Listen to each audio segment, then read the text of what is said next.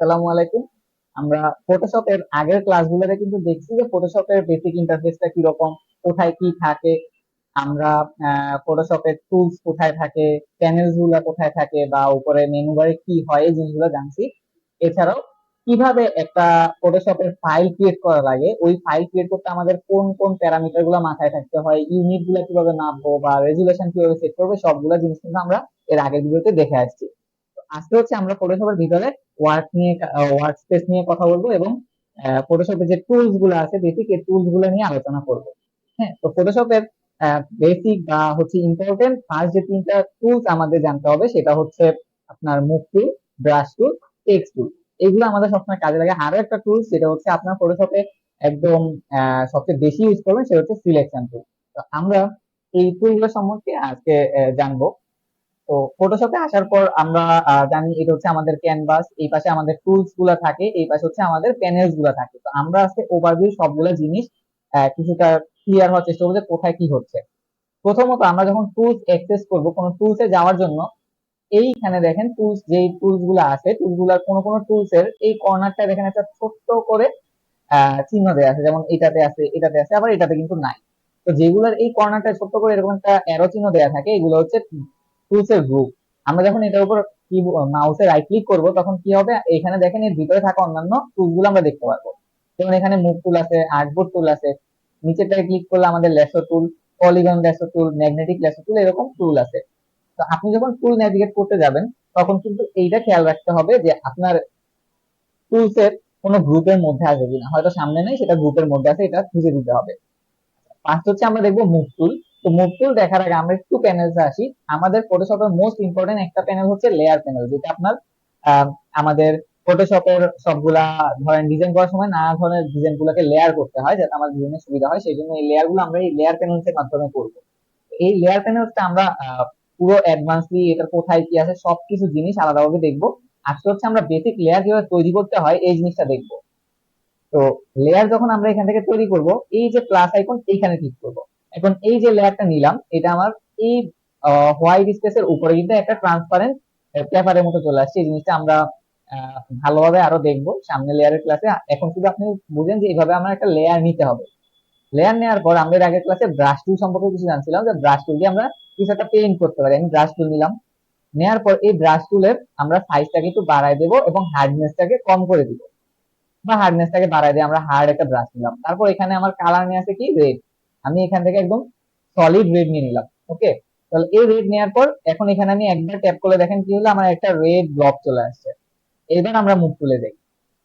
যাওয়ার পর আমি যদি এটাকে এভাবে ধরে ক্লিক করে মুভ করি, তাহলে কি হবে, আমার এই যে আমি একটা ছোট সার্কেল নিলাম, এই সার্কেলটাকে আমি মুভ করতে পারছি না। আমার এই যে লেয়ার ওয়ান, এই লেয়ার ওয়ানটাকে আমি মুভ করাচ্ছি। এখন আমি এখানে আরো একটা লেয়ার নিই, এখানে লেয়ার টু নিলাম, আর এখান থেকে আমি কালারটাকে চেঞ্জ করে ব্লু কালার করে দিলাম।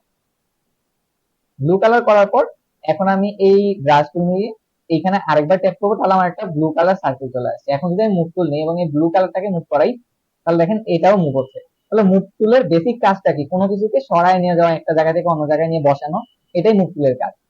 এখন আমরা মুভ টুলের এই অপশন প্যানেলে দেখবো যে মুভ টুলের অপশন প্যানেলে কি কি আছে। ফার্স্ট হচ্ছে এই মুভ টুলটা যখন আমরা মুভ করতেছি বা মুভ টুলে সিলেক্ট করতেছি, দেখেন আমি যখন এই ব্লুতে ক্লিক করলাম, এইখানে খেয়াল করতে হবে লেয়ারের এখানে, যে এখানে লেয়ার টুটা সিলেক্টেড। আমি যখন এই ব্লু কালারটাকে মুভ করাচ্ছি, তখন এই যে এখানে ব্লু কালারটা এই লেয়ার টুটা আছে, তাই লেয়ার টু সিলেক্ট হয়ে যাচ্ছে। আমি যখন এই লেয়ার ওয়ানে যে রেড কালার আছে, যে লেয়ার ওয়ানে রেড কালার, এটার উপর ক্লিক করবো, তাহলে দেখেন এখানে অটোমেটিক কিন্তু লেয়ার ওয়ানটা সিলেক্ট হয়ে গেল। আমি এখন এই রেড কালারটাকে চেঞ্জ করতে পারবো, বা এটার যে কোনো পজিশন চেঞ্জ করতে পারবো। এই অটো সিলেকশনের মানে হচ্ছে আমি কোনো একটা এলিমেন্টের উপর যখন ক্লিক করব, সেই এলিমেন্টটা অটোমেটিক সিলেক্ট হয়ে যাবে। তো এরপর এখানে দেখেন লেয়ার দেয়া আছে, এটা যদি আমরা গ্রুপ করে দিই, তাহলে যখন আমি ক্লিক করবো তখন একটা গ্রুপ সিলেক্ট হবে। এই জিনিসটা আমরা পরে দেখবো যখন আমরা গ্রুপ বুঝবো। আপাতত আমরা এটাকে লেয়ারে সেট করবো। এখন এটাকে কি অন রাখবেন না অফ রাখবেন সেটা বলে দিই। এটা যদি আপনি অন রাখেন, আপনার অনেক সময় ডিজাইনে ধরেন আপনি এইখানে একটা ছোট্ট কোনো ডিজাইন আছে, ধরেন এটা অনেক জুম আউট করে দিই বা জুম ইন করলাম, আপনি চাচ্ছেন রেড কালারকে সরাতে, কিন্তু আপনার ব্লু কালারে ক্লিক করে ব্লু কালার সরে গেল, আপনি এটা চাচ্ছেন না।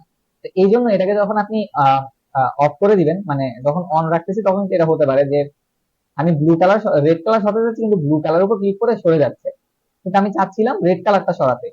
তো যখন আপনি এটাকে অফ করে দিবেন তখন কি হবে, আপনি এখান থেকে এক্স্যাক্টলি এই রেড কালারটাকে সিলেক্ট করে দিবেন। এখন যদি আমি ব্লুর উপর রেখেও ক্লিক করি তাহলেও কিন্তু আর আমার ব্লু কালার হচ্ছে না বা সিলেক্ট হচ্ছে না, কারণ আমার অটো সিলেকশন এখানে অফ আছে। সেই জন্য আমি লেয়ার যেটাকে সিলেক্ট করে রাখছি এখান থেকে সেটাই কিন্তু মুভ হবে।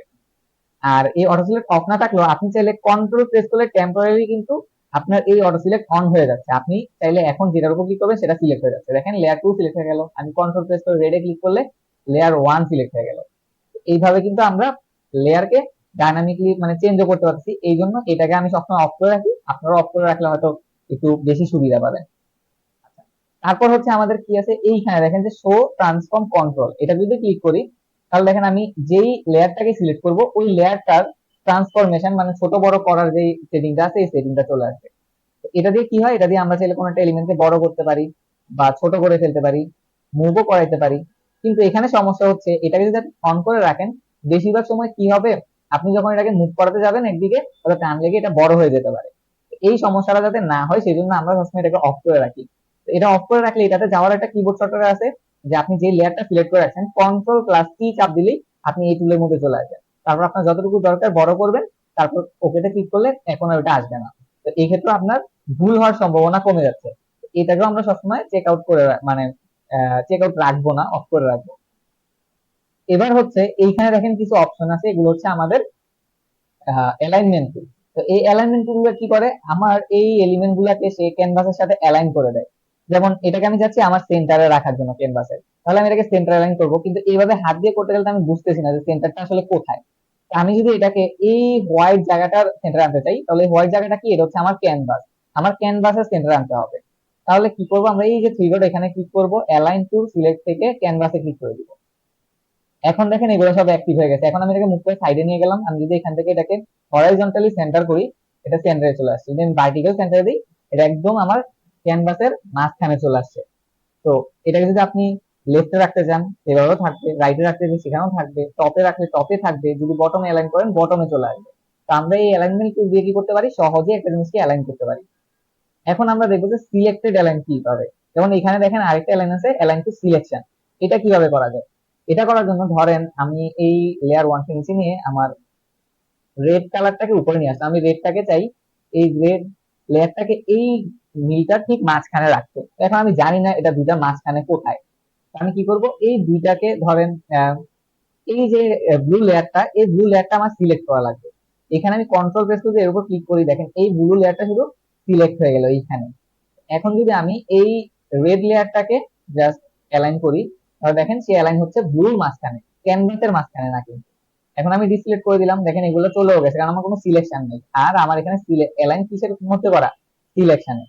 তো সিলেকশন অ্যালাইন কখন হবে, যখন আমি কোনোটা সিলেকশন করব সেই সিলেকশন অনুযায়ী। আর ক্যানভাসে যদি আমি দিয়ে রাখি তাহলে আমার পুরো ক্যানভাস অনুযায়ী অ্যালাইনমেন্টটা হবে, যে এই টোটাল যে হোয়াইট স্পেসটা আছে এটার অনুযায়ী আমার অ্যালাইনমেন্টটা হবে। এটা হচ্ছে মুভ টুলের কাজ। তো মুভ টুল দিয়ে আমরা এভাবে কোন একটা কিছুকে সরায় মুভ করায় এভাবে একটা জায়গায় বসানোর কাজটা মুভ টুল দিয়ে করবো। তো মুভ টুল নিয়ে যদি আপনাদের কোনো প্রশ্ন থাকে কমেন্টে জানান, আমাদের গ্রুপ আছে গ্রুপে পোস্ট করতে পারেন। আর নেক্সট ভিডিওতে আমরা ব্রাশ টুল নিয়ে আলোচনা করবো।